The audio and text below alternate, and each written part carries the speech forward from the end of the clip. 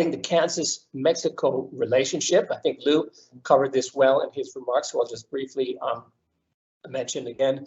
Mexico is the #1 top market for Kansas exports, over 2.5 billion. You can see there 2.7 billion last year, and that agricultural products are among the top categories of products which Kansas exports to Mexico, as well as aircraft and machinery. In our work with Kansas companies, we don't customarily provide support for agricultural commodities such as wheat, corn, beef, things like that. However, we do work regularly with anything that goes into those industries, such as equipment and machinery, and even inputs for animal health and things like that. Just not the actual commodities, but all other types of products we have worked on many occasions. Okay, next slide, please. Okay, Mexico's key industries. Mexico is a highly developed and highly diversified industrial economy, partially thanks to its relationship with the United States and Canada under the USMCA. And there are industries of all kinds, practically not 100%, but practically whatever your product is, there is some industry in Mexico that could potentially use it, although we take this on a case-by-case basis. But I just want to mention some of the most commonly, or the biggest or most important and most thriving industries in Mexico. Top on that list is the energy industry, although that energy industry has been highly impacted by the peculiarities of the current government, and I will address that in another slide. But we have a big oil production industry, extraction, processing, distribution. We worked on a number of projects related to pipelines and pipeline equipment and things like that. Meters and etc. Gas, electricity. This is another one that's being impacted very strongly by the current government, but all types of equipment that go into, these cables and towers and all types of meters and equipment that go into the electricity industry. And we have a somewhat in limbo renewable energy and industry right now, and I'll mention that again on the specific comments regarding energy. Automotive manufacturing is huge in Mexico. Mexico is a top 10 global automobile and vehicle manufacturer. You have most of the major international OEMs very active here in Mexico doing manufacturing. Ford, GM, Nissan, Mazda, Mercedes-Benz, Audi. And so these multinational OEMs, normally we are not able to engage with them here in Mexico because they are based in other countries, and that's where the decisions are made. However, you have these tiers, the tier 1, tier 2, and tier 3 supply chain component manufacturers. Excuse me. That are very active and somewhat more approachable, and they need grinders and cutting equipment and coatings and things like that. And so that's where we have been able to engage sometimes with them on behalf of our clients. The aerospace manufacturing industry is another one that has grown tremendously over recent years. It's kind of like a smaller version of the automotive industry. Mexico does not manufacture complete commercial aircraft yet. It's likely to begin doing so in the coming years. However, Mexico provides a large amount of both structural and interior components and different types of components, landing gear and let's say cabin interiors and things like that for really most of the major aircraft manufacturers in the world, including Boeing,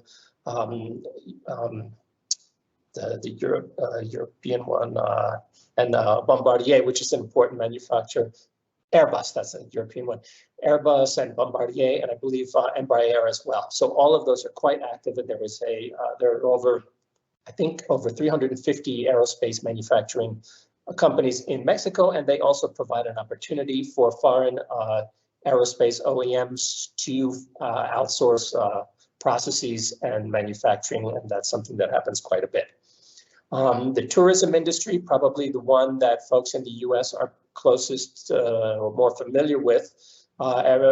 Most folks are familiar with Cancun and that area that I mentioned before. And we also have tourism really throughout the country, mostly on the coast, with some interior locations such as San Miguel de Allende, Guanajuato, places that other people visit. And what is important about that is that anything that goes into a hotel or let's say a commercial or industrial food preparation operation, there's a big market for that. So all of these types of industrial ovens and pans and things like that, all the types of equipment that go into a hotel and transport, all these vehicles driving people back and forth and things like that, the types of secondary demand that the tourism industry creates for equipment and different types of inputs, there's a very large demand for that here. Food and beverage processing is another enormous market here, or enormous industry that creates a market for specialized equipment and machinery. Everybody probably has seen a Corona beer once or twice in their life. That's all made here.